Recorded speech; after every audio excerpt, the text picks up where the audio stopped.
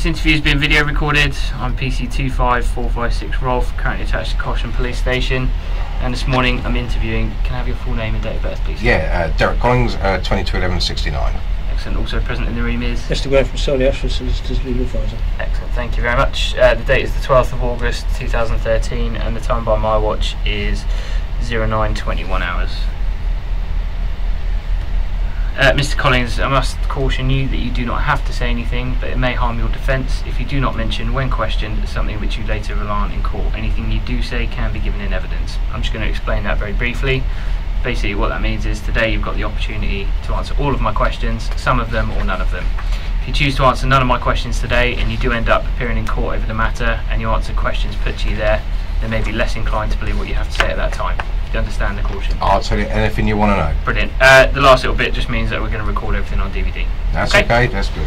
Okay, I'm going to explain why you're here, Mr. Collins. Basically, an allegation has been made by the Child and Adolescent Mental Health Service, or CAMHS, that you have been calling them a fair few amount of times per day. The volume of calls and the manner in which you act during the calls has caused staff at that service to feel harassed. You've therefore been arrested on suspicion of harassment. Okay? Do you understand the allegation against you? Yes, I do, yeah. Fantastic.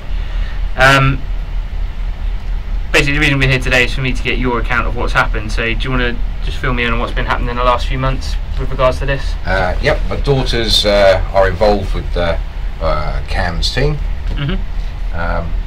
One of my daughters tried to take her own life a little while ago, and in fact she tried twice and then was detained in hospital for 3 months. And that's where the CAMHS mob originally got involved. They were supposed to be rehabilitating my daughter, or they said that they would, when they left hospital,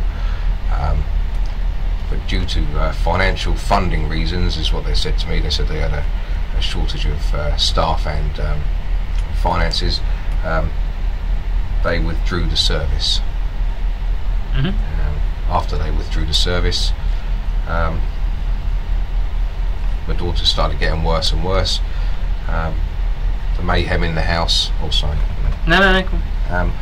The mayhem in the house got steadily worse and returned to its pre-hospitalisation days. The real problem is the mother's inability to run an emotionally stable household.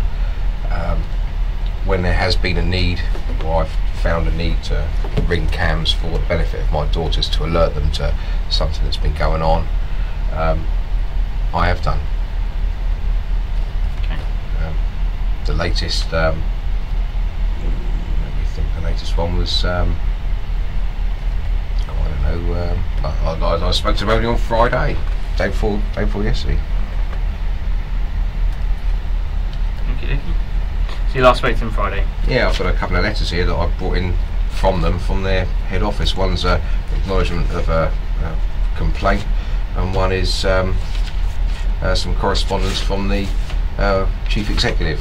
Okie. You might be, you know. I might read those in just about. We'll go through some questions and then, yeah, lovely.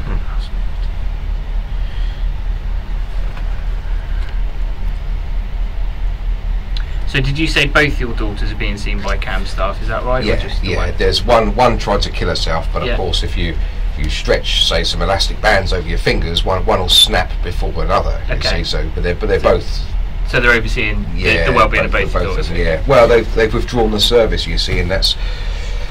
They say that they're involved, but they don't send anybody round to the house. And I brought something else here as a meeting from the social services and the police, etc., etc., and the CAMHS team. All the people that are invited there, none of them turned up. Okay. And that's what I'm. Who do you have the majority of dealings with at CAMHS? Well, whoever picks up the phone, really. There's 2 phone numbers to ring. There's 683 700. These are both Portsmouth numbers. 683 700. 683 700, and that's the Oak Park Centre in Havant, Riverway, I think it is. And the other one's 224560, and that's on top of the Portsdown Hill. It's where it's in the fort where the tank is. Yeah. So whoever picks up the phone, so you haven't got anybody in particular that you usually speak to, or is there a few? Well, on a Friday, Dr. Lucy Graffin gives us a call about 12:30, that sort of time, just to let me know what's been going on with my daughters. But of late, there hasn't been any progression. Well, nothing's being done. We can't do anything. We can see your daughter's getting worse and worse. We can't do anything. Okay, so Dr. Graffin is the main person that is involved in the treatment of your daughter. She's got what's called the there's a name for it. Not head clinician. Responsible. It's something like responsible clinician, like a social worker would be like a case holder. So she oversees the. Okay. Well, she's a psychiatrist, you see, but there are other people as well. There's a Sophie Williams and a Helen Masters and what's her name? Somebody Parker, and they're a chick called Jo. I don't know. I've been up there once. You've been up there, have you? Yeah, about. I can't remember the date. But yeah, I was up there a little while ago. Yeah. I spoke to somebody called trying to get them to access some services and just trying to let them know that on the end of a telephone line, just when they hear a voice, there are real people that are in crisis, like my daughters, and I don't want to be like that guy on the front of the Daily Mirror today, whose daughter is dead, and now social services and say, oh, we'll see if we can learn the lessons. I don't want anybody to learn lessons. I just want some help for my daughters. That's all this is about. Okay. How often do you contact CAMHS, would you say, on average? I don't know. I can make my telephone bill available to you because I always call them from my mobile. Okay. Last week, typical week, maybe last week, half a dozen times on Friday, and they rang me back about the same. Then maybe nothing for a couple of days, and then a couple of times the day before that. That sort of stuff. If there's some sort of crisis or something that's going on, then obviously I'll call them because I've got a reason to call them. There's supposed to be what's called a multi-agency approach. That's what they keep saying, but I think it's administrative code for spread the blame everywhere and no one can be. Okay. When did you first start having contact with CAMHS? Well, when my daughter jumped out of her first floor window and nearly died. It was September. What are we now? August. Yeah. Just not long after she started her last year at school, so September, October time last year. And you've been in regular contact since then? Yeah. Why is it, I mean, you give me the example here that you called them 6 times last Friday. Why would you contact them so often? Because sometimes someone's not in the office. Sometimes they're in a meeting, they call back later, and you can't get through to them, or somebody they might put you through to someone who is not the appropriate person to speak to, and they're the best person to speak to at the time. Or somebody would say, "We'll call you back later." Those sort of things. Recently, I've tried to escalate a complaint to try and get some, because we're all supposed to be working for the benefit of my daughters. And I felt that things aren't going in the right way, so I've put in a formal complaint to the top, because the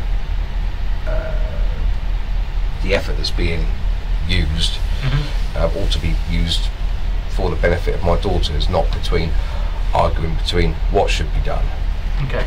When you call the service, you say sometimes people aren't in, or they're in a meeting, or you haven't got hold of the right person. Are you giving advice that they'll contact the right person and that they'll call you, or? Sometimes. Sometimes we're put on hold and they chase around the system on the phone, and we get put through to the right person. Sometimes they chase around the system and we get put through to someone who isn't the right person. Okay. What's the majority? I mean, obviously, overall, the umbrella is the care of your daughters. But what's the majority of your contact with CAMHS? What's the point of it? Yeah. They withdrew. They had somebody called what's it called? When you leave hospital, I forget what it's called. The eye-to-eye service within CAMHS, and it's like a rehabilitation nurse who's beside you when you leave hospital, just to try and get you on your feet. Yeah. And there were 2 girls, a Helen and a Sophie, that used to go around and see my daughters, and that kept things stable. It's not the complete cure, because there are other problems with the mum, and she's a bit of a screamer, and it's the sort of person that you're around all the time with, and you just okay. But it was going in the right direction. Okay. And it was calming the girls down, because ultimately they're going to be 16, 17, and they're going to be, leaving home eventually, that sort of stuff. They want to be as stable as they can, but they're not going to be all the time. They haven't got any help. Yeah. If it was you and me that lived there and we had enough, we could just pick up our keys and just sod off. But it's my daughters, that's their whole thing, that's their whole life there. They don't know it, then they can't go anywhere else. They've got the results, so they're stuck with what they got. They put Helen and Sophie into, I think they used to visit every other day. Not all day long, just to neutralise the mother's negative effect, if you like, to try and bring some stability to my daughters. Right. And that worked quite well. They were in there for, I don't know, a couple of months max, I think. Right. So what is it you're hoping to achieve by contacting CAMHS? What? To get something put back in place to help my daughters become stable. That's the purpose of this. The purpose of me ringing, I don't know, the week before last, when they put this complaint in fact, this is quite pertinent. They put a complaint in against me that I was harassing them,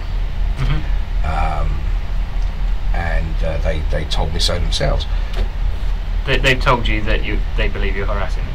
No, they told me that they put a complaint in that that I'm harassing them after the event, and that's why I put in a complaint myself.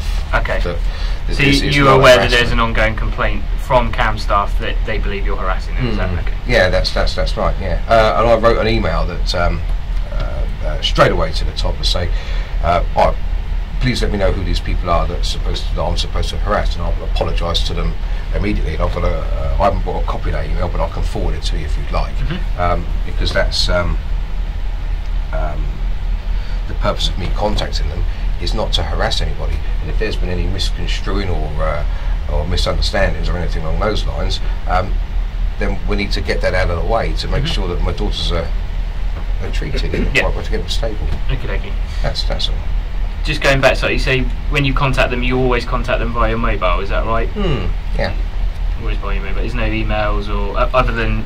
There's been a. I mean, I haven't gone. I just work in my van, you see. Yeah. So if you get a free minute, you just give them a bell on your mobile and. Yeah, pretty much. Yeah. I mean, I haven't got access to a computer on a daily basis or anything like that. But I've sent them a couple of emails over the, course. But it's my usual. No worries. Yeah, just give them a call. How would you characterise your interactions with the staff at the CAMHS service? That's by phone. No, how would you characterise it? I mean, how would you describe them? Are they sort of good-natured? Do you have a laugh with them? Do you get frustrated? No, they're just. I'm sure they're very nice people. I've met some of them, but it's the service that they're that I'm trying to access. I'm not trying to make friends. It's the service they're supposed to provide.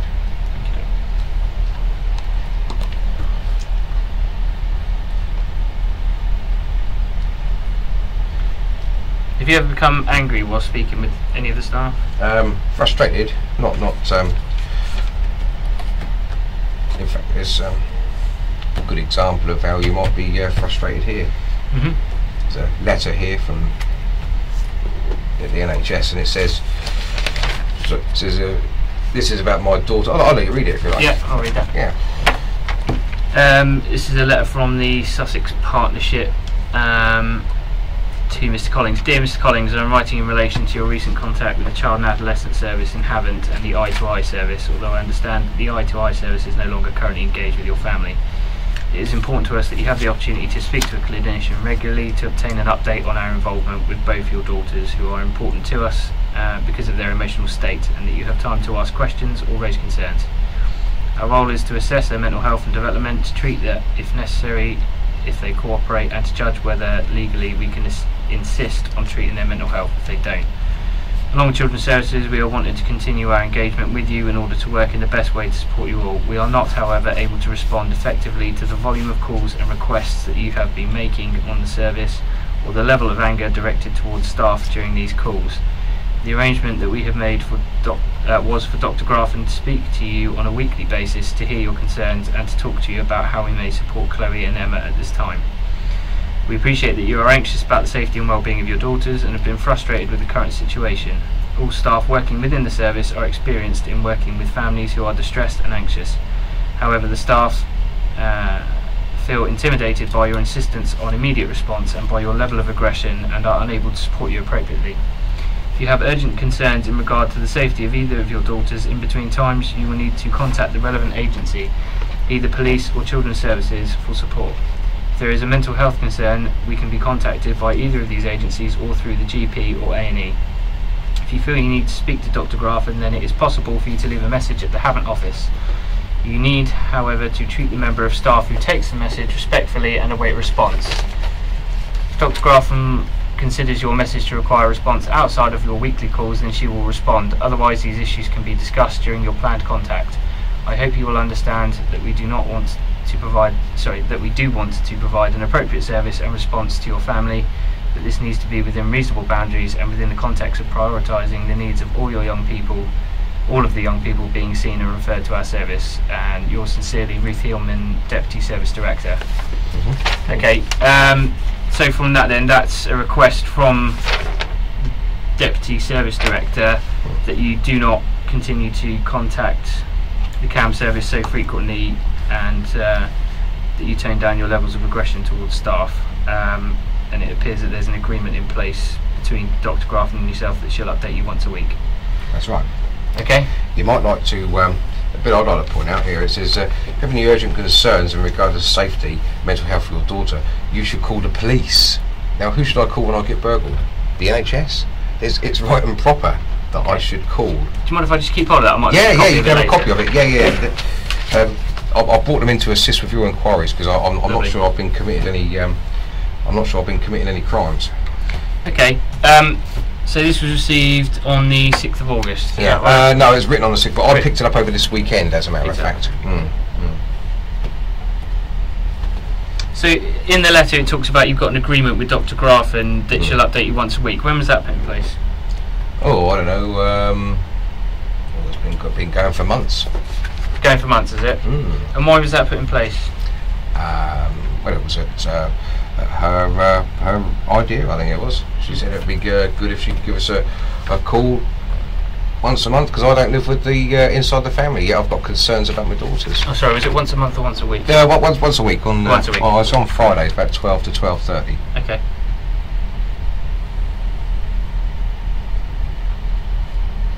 So this agreement's in place, it'll be updated during the week, on a Friday, once a week. Why is it then you continue to make calls to the service? Because meanwhile, I come across some grave concerns about my daughters. You can't hold, if you're going to kill yourself or have some sort of domestic violence situation go on that's very dangerous, you can't wait a week. You can't hold your breath for a week until it fits in with their administrative policy. The NHS and their mental health services is available on a 24-hour basis if it's needed in the case of an emergency. Yep. And I've also got an 070 number for that purpose out of office hours. Mm-hmm. Do you use that? I have done, yes. I've used it last week. You might like to know that nobody bothered bringing me back. Okay. And then you might like to know that within 24 hours of that happening, 6 of your police officers in Waterlooville attended my daughter's house. Mm-hmm. They had to, the situation which I was trying to alert them to got so bad that they had to hog tie my daughter in the back garden, hands behind her back and feet, with the use of force by 2 police officers who had her face down in the mud outside, and throw her in the back of a van at 15 years old. My other daughter, I'm told, was found half naked in her underclothes in the middle of Waterlooville town centre and had run off. Now this is at midnight, and 6 of your officers, and I'm very grateful to her. I was very grateful, because it could have been a lot worse, were picked up. Now, and they're the very people that are now I don't take this as criticism, but the very people that are now accusing me and questioning me of harassment and perhaps doing something wrong and overstep the mark of criminality, if you like, which is why I'm here, are the very people that rang me at midnight saying, please can you help with your daughters, Mr. Collins? So I don't know what hat to wear. I don't know if I'm a villain or a hero. On the one hand, when my daughters landed down at police station, I'm the first person that gets contacted. Please can you help us with your daughters? And yet when I do, and then you fill in what's it called a child CY. It's a form that goes to the social services to alert them that a child has been the record of what's gone on. That child's in need. The social services then do nothing, and here's the last. Here it is. Those invited, Dr. Graffett, nobody attended. The first thing, Mr. Collins was the only attendee. You can have a copy of that as well, and that's typical of what goes on. Nobody bothers turning up. Everybody says, "Oh, they'll be 16 soon, and they won't be part of our system. We don't have to bother." Okay, that's what happens. But then you come to me and say, can you help? My daughters have landed here again. And then when I try and back you up by saying, please social services will do something, please CAMHS do something, I then get poked in the eye or given some sort of administrative bullshit as to why they can't do anything. And yet within 48 hours they're back in the police station again, and the whole thing's becoming circular. Okay. I wouldn't class this as administrative bullshit. I think this is a request from... Oh, not this, but no. the usual stuff you get in, we can't available, we haven't got the finances, we haven't got this. The excuses they give as to why they can't do anything. Okay. To help my daughters. Okay. But you have access to the doctor that has got the majority responsibility in your... only on a Friday. On a Friday. Yeah. If things happen in between, it states in the letter, you have got avenues that you can contact GP, you can contact police if you need to. I can't contact the GP, I'm not registered with him. Okay, or the out of hours mental health service, is that? Yeah, but this is during the okay. I think it's right and proper that if I know of something going on in a family home that is not right, because you can feel it brewing. You've probably been around the houses where you can feel the tension where something's going to blow up. I can feel the tension that something's going to go again. Right. So it's much better to be in a proactive situation where you stop something happening to make it get worse, rather than go and sweep up milk after it's been spilt. That's all I'm trying, and I'm just trying to alert. It's like, CAMHS, this is what's going on with my daughters again. It's happening again and again and again and again. Please do something. Please do something. I'm very worried about them, and because I don't want to get a phone call back from them to say, okay, we've just found your daughter hung. Okay. Yeah, I understand that. I mean, obviously, it's going to be a concern. You're a dad at the end of the day. I just want to point out a few things from this letter. It mentions stuff, stuff such as level of anger directed towards staff. You need, however, to treat the member of staff who takes the message respectfully and await a response.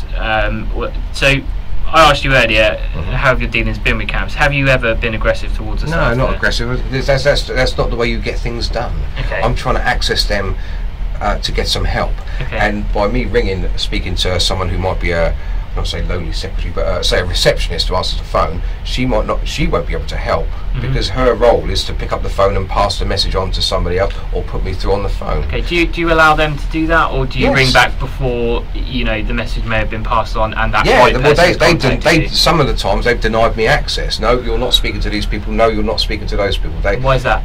Well, I don't know. You better ask them. Okay. Okey-doke.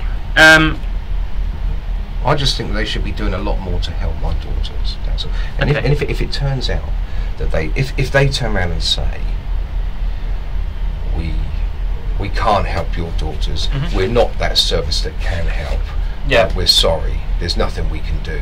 Then I'll take my problems with my daughters elsewhere and try and find some help for them. But all the time they've got a flashing light above their door that says we're the service that can help.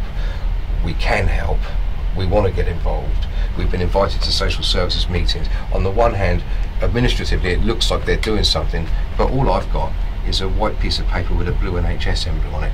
What's practically, if by a person's actions show you know them, where were they here? Okay.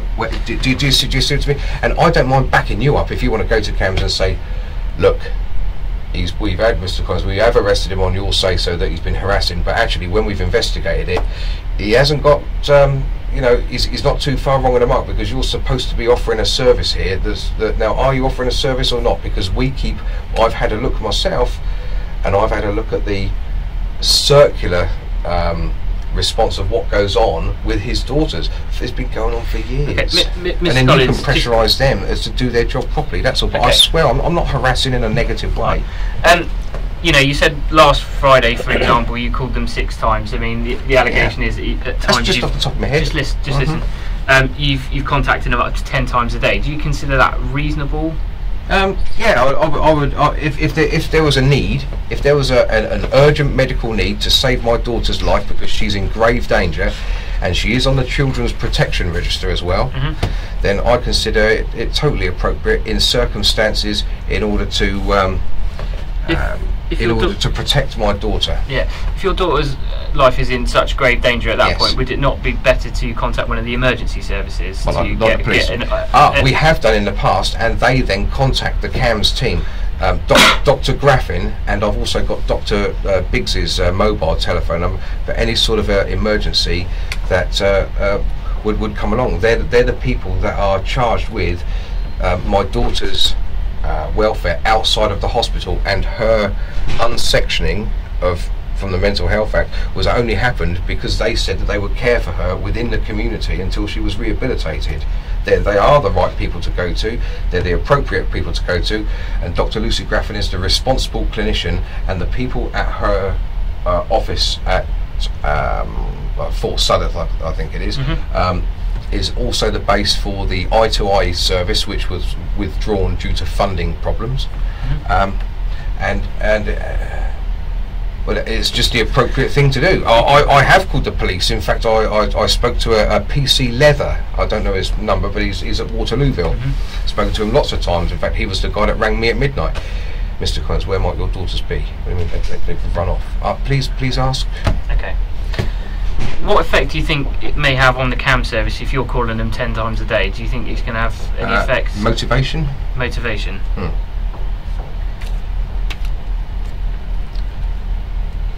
Alert them to alert them to a problem.